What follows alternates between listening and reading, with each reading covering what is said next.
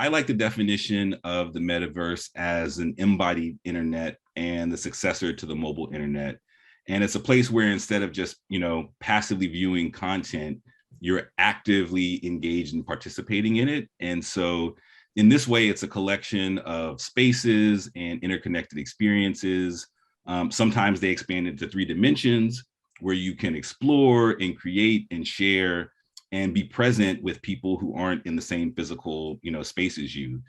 I think another way to think about it, which connects to video, which is an important topic, but also just why Meta is, wants to be an important contributor to bringing the metaverse to life, is if just basically the natural evolution of virtual social connection. And so if you think about human interaction and communication on 2 dimensions, where you have the magnitude of that communication or interaction on the y-axis, so going from like 1-to-1 to group interactions to 1-to-many, and then if on the x-axis you have the fidelity or the richness of that communication, the internet started down here. It was all text on flat web pages, and then as we got phones that had powerful cameras, the internet became more visual, and then as our connections got better, video became the primary way of sharing rich experiences.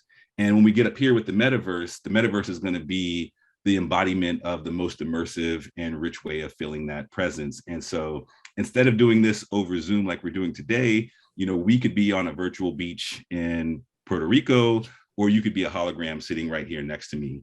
And because of this, we believe that the metaverse is going to be one of the biggest opportunities for businesses since the creation of the internet. So tell us about the technology. I mean, it'll change in terms of consumption. I mean, people can experience AR now, but what about a more fully immersive experience? How will people experience that? Yeah, so there's a couple of parts to this. One is the metaverse is for everyone. And this really came to life for me when I got my first Oculus Quest 2 device. And honestly, like I was kind of a bit of a VR skeptic. Like I had done some VR experiences and I was like, okay, that's pretty cool. But when I put on my Oculus Quest 2, it was almost like instantaneous. Like I knew this is going to change the world forever, no doubt. And then I went into this Horizon Venues experience, which is basically an interactive space where you can, meet up with people and watch shows and watch movies. You can watch Snoop Dogg DJ, or you can watch an NBA game. And I'm in this really bright experience with like jellyfish swimming around the barrier reef. And I'm a part of this conversation where this 70-year-old something woman, I think maybe she was from Cleveland, or she's having a conversation with this young girl from South Korea. And the girl is asking this lady to be her virtual grandmother. And in that moment, I knew not only is it going to change the world, but it's going to change the world for everyone. And so because the metaverse allows you to do things that you can't do in the physical world with people that you can't physically be with, it's going to have a lot of use cases, not only in games and entertainment, but also for your social interaction and fitness and education, and definitely productivity and work. And a lot of people will say, well, you can kind of already do those things in the real world. Why are you going to want to do them in the metaverse? You're going to want to do them in the metaverse when you want that sense of presence, right? Like when you want to be with someone who you can't be with physically. And that could be colleagues who are in different countries. It could be my daughter who's in New Jersey who wants to hang out with her grandmother that's in Texas. You're going to have that when you want that interaction between the virtual and the physical worlds. And so you can imagine going into a Starbucks and instead of bringing your computer, you have virtual desktops and screens that are in front of you. Or maybe it's kids who are working on an engineering project in college. I also think that, things that cost a lot today, where there are kind of cost barriers, are going to make a lot more sense in the metaverse, whether that's manufacturing things or training. And then sometimes you're just going to want to defy the odds and, defy the laws of physics and the space-time continuum. And you're going to want to go on a safari with dinosaurs riding in a teacup. That's going to be possible as well. And so the metaverse is going to be for everyone. And then in terms of the technology, I don't have a crystal ball. And so, don't hold me to this, but I think we can think about the technology advancing in kind of 3 stages. And so in the short term, let's say 2022 and 2023, I think a lot of the focus and energy is going to be on augmented reality. And so today that's things like product try-ons or, filters and masks. I think we're going to see a lot more interesting use cases of that over the next couple of years. And then in the 3 to 5 year time horizon, we'll hopefully see the growth and adoption of mixed reality experiences. And so think about like Pokemon Go on steroids. And so that's taking things from your virtual world and bringing them into the physical world, or taking things from the physical world and bringing them into the virtual world.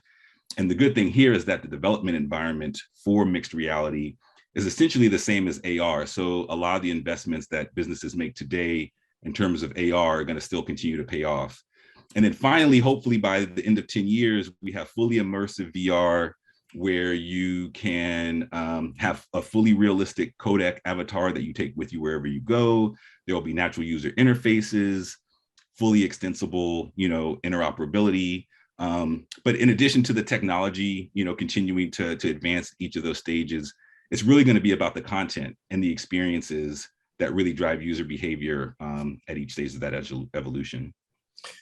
So Jason, putting on your hat as a sort of the agency liaison person there at Meta, what are you telling the agencies in terms of their what's practical in the shorter term? What are you seeing?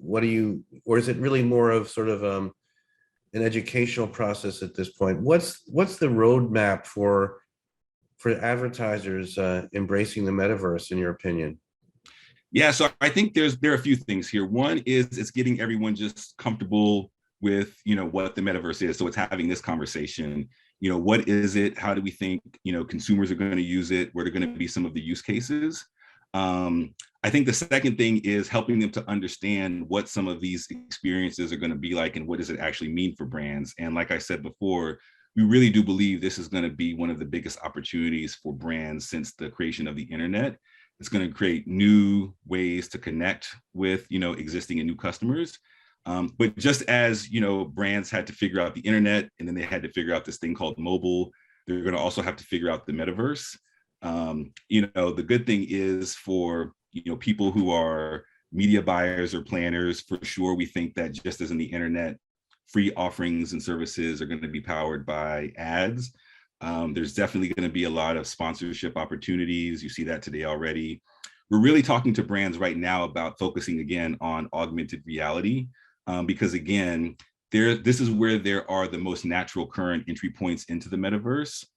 Everybody has, one of these in their pockets, and it's relatively inexpensive and easy to scale experiences. And so we're trying to get brands to understand, what do those experiences look like for them? How can they get educated on, development in AR? And then beyond that, for sure, we believe that in the future, brands are going to be building out their own digital spaces and worlds where customers and consumers can experience their brand or their service. And hopefully not just replicating what it's like to walk into the store, but really taking advantage of the full technology. Commerce is increasingly going to be important, whether that's selling physical goods in a virtual world or where you're selling actual virtual goods and services. I think there's going to be a lot of service, implications, but, in addition to focusing on AR right now, I think one of the things that I would tell a business is, instead of thinking about what do you want to create in the next quarter or the next 5 to 6 weeks, try to be James Cameron. And so ask yourself, what would I want to create in the next 3 to 5 years? And then work your way back from there. Jason, so tell us about VR for Good and what that's about and what you're hoping to accomplish. Yeah, I'm really excited about our VR for Good initiative. One of the things, Andy, that makes VR so powerful is its ability to create empathy and to help someone step into the lived experience of someone else. And so some of the work that we've done on VR for Good before has, created experiences to help people understand like what it's like to be a refugee, or what it's like to return to your country after war conflict, what it's like to be blind or to experience homelessness or racism. And this year, we're going to be focusing on social and racial justice, as well as mental health.